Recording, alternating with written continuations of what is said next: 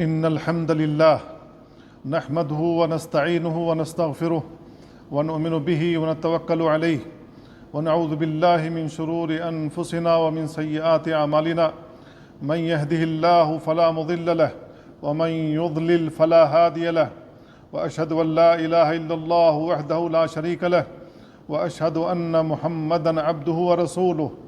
أما بعد، فإن خير الحديث كتاب الله، وخير الهدي هدي محمد صلى الله عليه وسلم، وشر الأمور محدثاتها، وكل محدثة بدعة، وكل بدعة ضلالة، وكل ضلالة في النار. عباد الله، أوصيكم ونفسي بتقوى الله عز وجل، فبالتقوى تدفع البلايا والنكبات، وتجلب الخيرات والبركات، ومن يتق الله يجعل له مخرجا ويرزقه من حيث لا يحتسب.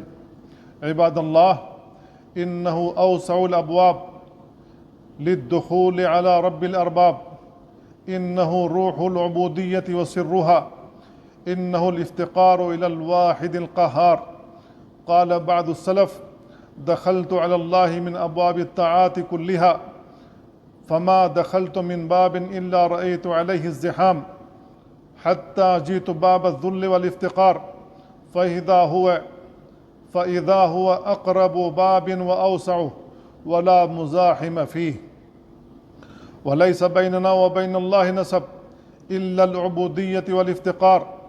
يا أيها الناس أنتم الفقراء إلى الله، والله هو الغني الحميد، إن يشاء يذهبكم ويأتي بخلق جديد. وسعادة العبد في كمال افتقاره إلى ربه. قال تعالى: من عمل صالحا من ذكر أو أنثى وهو مؤمن فلنحيينه حياة طيبة. قال بعض المفسرين: الحياة الطيبة الاستغناء عن الخلق والافتقار إلى الحق. يقول أحد السلف: إنه تكون لي حاجة إلى الله فأسأله إياها فيفتح علي من مناجاته ومعرفته والتذلل له ما أحب معه أن يؤخر عني قضاءها وتدوم لي تلك الحال. وأحسن ما يتوصل به العبد إلى الله دوام الافتقار إليه، وأنه لا غنى له عنه طرفة عين، كما قال موسى عليه السلام: رب إني لما أنزلت إلي من خير فقير. ومن دعاء النبي صلى الله عليه وسلم: اللهم رحمتك أرجو فلا تكلني إلى نفسي طرفة عين. وحقيقة الافتقار ألا يستغني بشيء دون الله. قال الشيخ الإسلام ابن تيمية رحمه الله: الخلق كلهم محتاجون، لكن يظن أحدهم نوى استغناء فيطغى. قال تعالى: كلا إن الإنسان ليطغى أن رآه استغنى. ومن أراد الغنى والعزة فليفتقر إلى رب العزة. قال بعض السلف: لا عزة إلا في التذلل لعظمته، ولا غنى إلا في افتقار إلى رحمته. وما أعزه من مقام وأعلاه من مشهد وما أنفعه للعبد، وهذا الافتقار هو عين الغنى به. ومن توجه إلى الله بالافتقار إليه أجاب دعاءه، وكلما ازداد العبد افتقارا ازداد إلى الله قربا.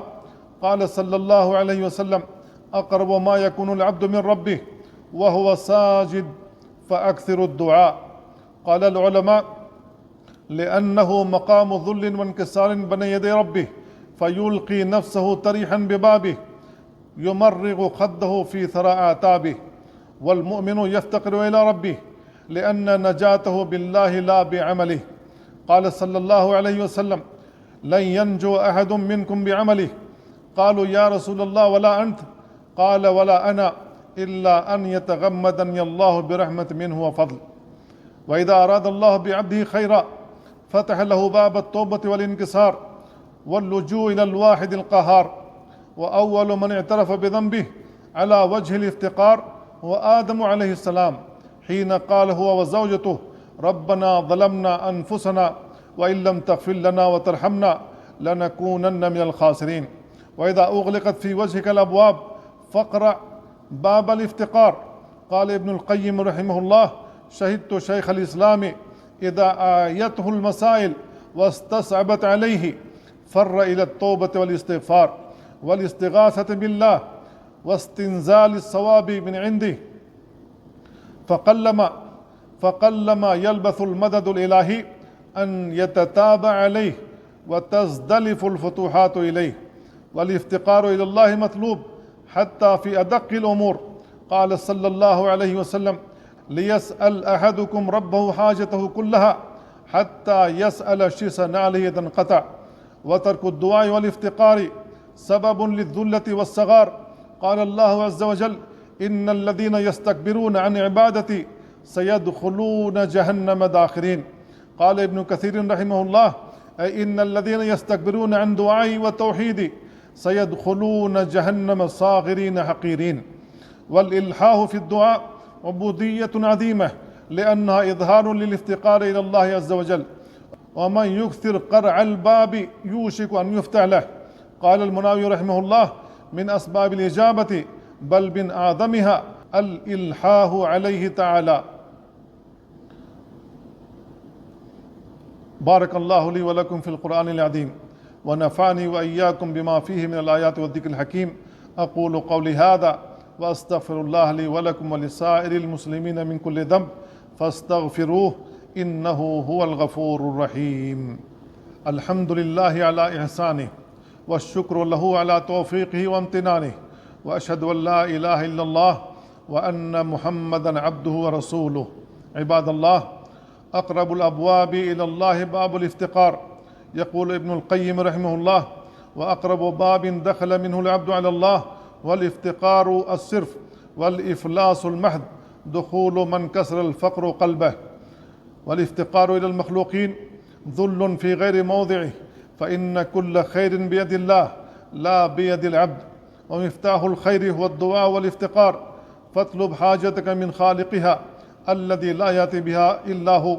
قال ابن رجب رحمه الله: اعلم أن سؤال الله دون خلقه هو المتعين عقلا وشرعا، وذلك أن سؤال الله عبودية عظيمة، لأنها إظهار للافتقار إليه، والمخلوق عاجز عن جلب النفع لنفسه، فكيف يقدر على ذلك لغيره؟ قال تعالى: ما يفتح الله للناس من رحمة فلا ممسك لها وما يمسك فلا مرسل له من بعده وهو العزيز الحكيم.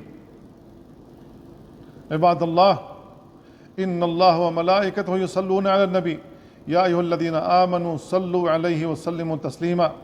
اللهم صل على محمد وعلى آل محمد كما صليت على إبراهيم وعلى آل إبراهيم إنك حميد مجيد. اللهم بارك على محمد وعلى آل محمد كما باركت على إبراهيم وعلى آل إبراهيم إنك حميد مجيد. اللهم اجعلنا أغنى خلقك بك وأفقر عبادك إليك، وأغننا بالافتقار إليك ولا تفقرنا بالاستغناء عنك. اللهم استر عوراتنا وآمن روعاتنا واختم بالصالحات أعمالنا. اللهم أعز الإسلام والمسلمين وأذل الشرك والمشركين ودمر أعداءك أعداء الدين واحمي حوزة الدين وانصر عبادك الموحدين. اللهم فرج هم المهمومين ونفس كرب المكروبين.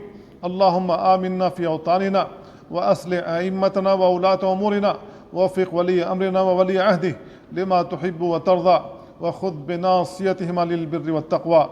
ربنا آتنا في الدنيا حسنة وفي الآخرة حسنة وقنا عذاب النار. عباد الله، إن الله يأمر بالعدل والإحسان وإيتاء ذي القربى وينهى عن الفحشاء والمنكر والبغي يعظكم لعلكم تذكرون. فاذكروا الله يذكركم واشكروه على نعمه يزدكم ولذكر الله أكبر والله يعلم ما تصنعون.